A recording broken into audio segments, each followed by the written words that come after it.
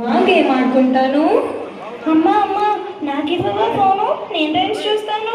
ఉండండి రా, అస్తమాను ఫోన్ ఫోన్ పోయి చదువుకుంటానండి. అమ్మ ఇస్తాను.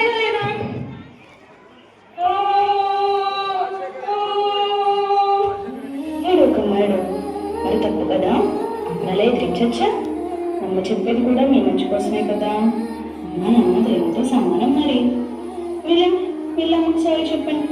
సారీ అయినా ఫోన్లు ఎందుకురా, చక్కగా మన పొలం తిరిగి గోదావరి దగ్గరికి వెళ్ళాడుతున్నాం కదండి.